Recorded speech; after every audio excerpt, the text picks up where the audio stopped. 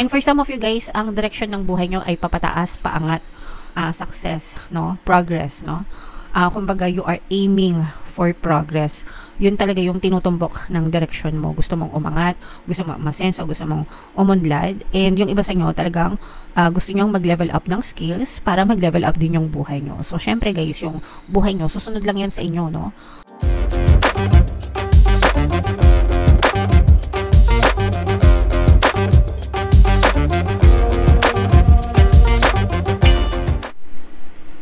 Hello guys, hello mga kapiksi, Happy New Year sa lahat. Ang pamagitang ating episode for tonight is No Moon Kapalaran para ngayong December to January para sa Capricorn, Sun, Moon, Rising Sign, and Venus.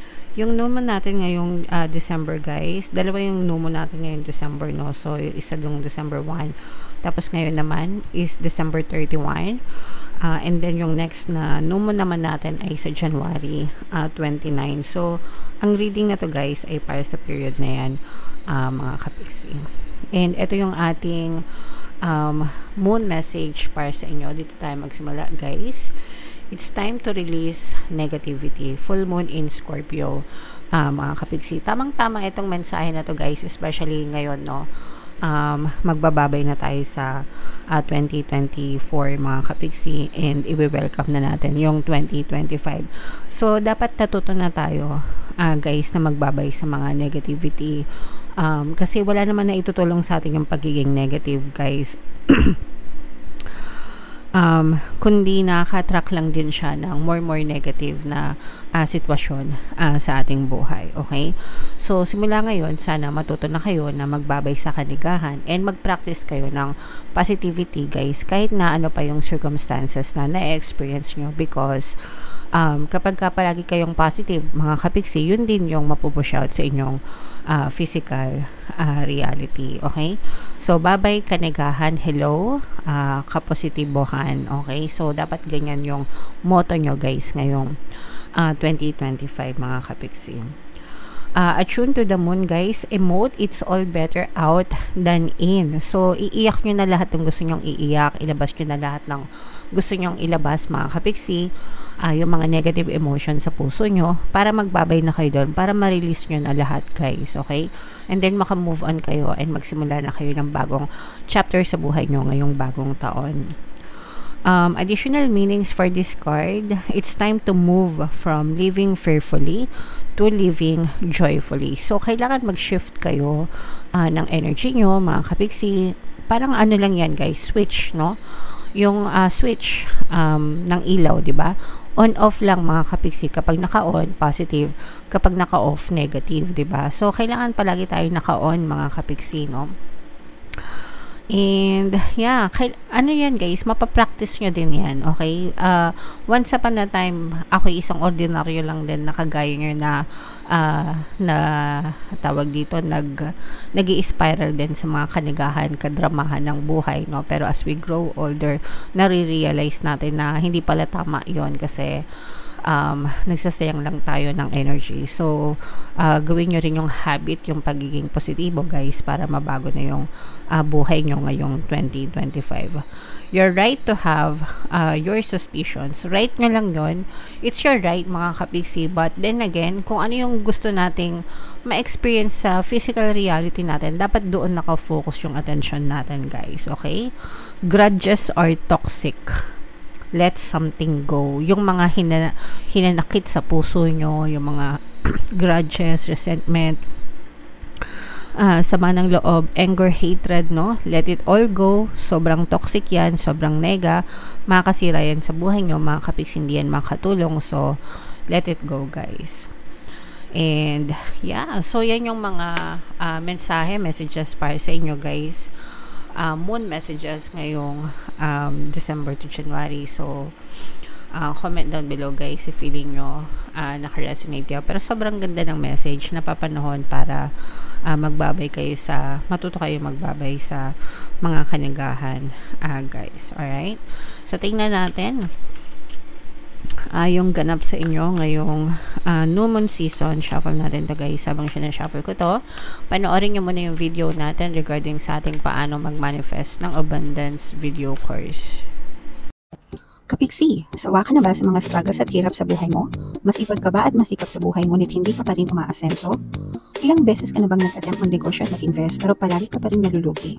Sa pagkakataon na ito ay maaaring may subconscious beliefs ka na nagiging balakid sa iyong pag-unlad at pagyaman. Introducing, paano mag-manifest ng abundance video course. Dito ay matututunan mo ma-overcome ang mga balakid mo para tuluyan ka ng umunlad, umasenso, sumagana, maging matagumpay, successful at maswerte sa iyong kabuhayan, pera, trabaho, negosyo sa lapi at kaperahan ng bonggang-bongga. Dali, mag-send na ng email sa pinoypixitaro@gmail.com at simulan na ang iyong pagyaman ngayon. Alright, so sa lahat ng gusto mag-avail ng course guys, yung promo natin ngayong January, meron tayong 15% discount plus meron din kayong free 3-in-1 pampaswerte sa subliminal guys, pampaswerte sa buhay, sa pera at sa love life. Sobrang ganda, and meron din tayong bagong course, paano mawala ang third party at magkaroon ng harmonious na relationship para mawala yung mga kabit ng mga jowa nyo guys. 20% discount until December 31, kaya i-avail nyo na mga kapiksi. So, Capricorn guys, kayo ay represent ng King of Coins sa ating spread. Ito yung ating moon energy. Ito yung very positive mga kapiksi. Yung nakikita nating negative dito is yung ina-advise sa nyo na matutong mag-let go, no? Kagaya nga nung sabi dito guys, it's time to release negativity. So for some of you guys, meron pa kayong mga attachment dun sa mga negative circumstances na nangyari sa inyo, hindi pa masyadong nakaka-move on, may mga regrets pa sa buhay, and okay lang yan guys. Sometimes you will get emotional talaga dahil dun sa mga nangyayari sa buhay nyo, pero wag kayo masyadong magtagal sa ganyang klaseng status kasi ayaw nating mag-spiral sa kanigahan, no? As much as we can, kailangan practicein talaga natin maging positibo para hindi na tayo mahirapan, para hindi na masadlak tayo sa pagkaniga mga kapiksi. Okay? So, and simulan natin yung bagong adventure. Ito guys, this is recovery progress or recovery phase para sa inyo. Yung iba sa inyo guys, pipilitin yung bumangon ngayong 2025, no? As early as January. Kumbaga parang nagkakaroon na kayo ng mga realization, no, na ano bang nangyari sa akin ng 2024, naging maganda ba yung buhay ko, naging madrama ba, di ba, or naging pahirap ba, or naging positive ba ako, naging maganda ba yung kainatnan, okay? And kung ano man yung sagot dun sa tanong nyo, you will use all your parang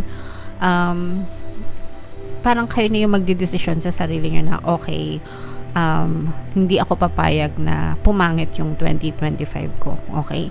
And yung iba sa inyo talagang nakikita nyo to, parang binablock nyo talaga yung negativities, no? Kumbaga parang hindi kayo papayag na manega kayo, hindi kayo papayag na maghirap kayo, or hindi kayo papayag na ma-infiltrate, kumbaga, ng mga kanigahan sa mundo. So parang nilalagyan nyo ng limitasyon, no? Nilalagyan nyo ng boundaries yung buhay nyo na positive lang yung papapasukin ko, mga magaganda lang. Kapag toxic, kapag nega, babay, ayoko nyan.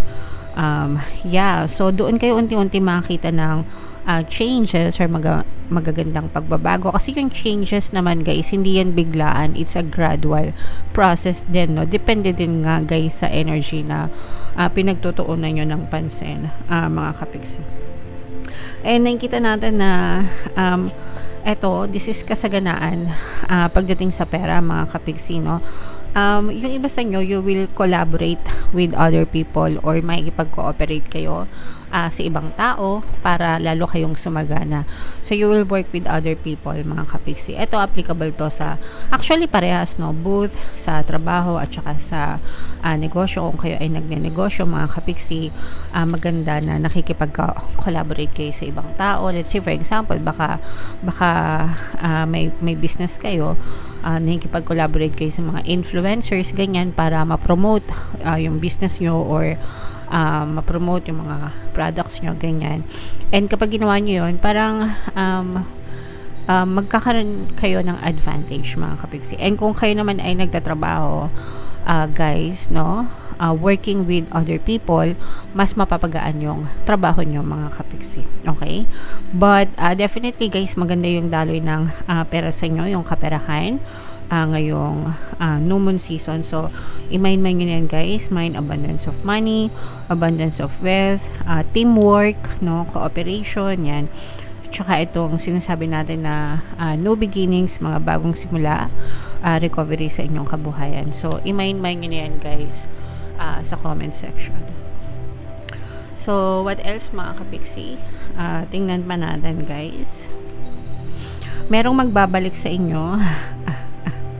Pero hindi ko alam kung matutuwa kayo mga kapiksi.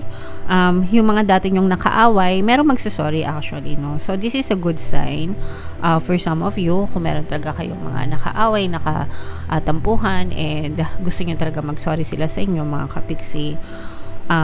If ito ay specific person guys, pwede nyo pakinggan yung ating pampakonsensya subliminal, no, para mag-sorry sila sa inyo. But kung ito ibang tao, definitely nakikita natin na maaari itong magpakumbaba and magbigay sa'yo ng peace offering, air sign energy, Aquarius, Gemini, Libra. And for some of you guys, ang direction ng buhay nyo ay papataas, paangat, success, no, progress, no. Kumbaga you are aiming for progress. Yun talaga yung tinutumbok ng direction mo. Gusto mong umangat, gusto mong masenso, gusto mong umunlad, and yung iba sa inyo talagang gusto nyong mag-level up ng skills para mag-level up din yung buhay nyo. So syempre guys, yung buhay nyo susunod lang yan sa inyo, no. Depende sa kung gaano kayo kadesidido, kung gaano kayo kadeterminado na baguhin yung buhay nyo, baguhin yung mindset nyo. It will follow. Protect your energy at all cost mga kapiksi, kasi yung changes sa buhay mo sa'yo manggagaling kung ano yung ididikta mo, no, sa sarili mo. So eto, nakikita natin na mas porsigido kayo na umangat, umunlad at umasenso yung buhay nyo. So, claim it mga kapiksi, no?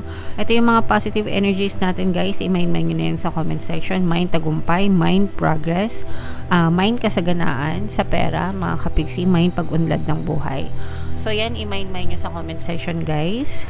Deserve nyo yan ngayong new moon season, ngayong bagong taon, and for the rest of your life, okay? Comment down below guys if feeling nyo naka-resonate kayo dyan. Ito yung ating 2025 kapalaran. Ito naman yung ating success stories ng paano mag-manifest ng abundance video course. Click here to subscribe guys. Ito yung ating mga pampaswerte subliminals. Thank you for liking, sharing, and subscribing. See you next time. I love you all. Have a nice day. Bye-bye.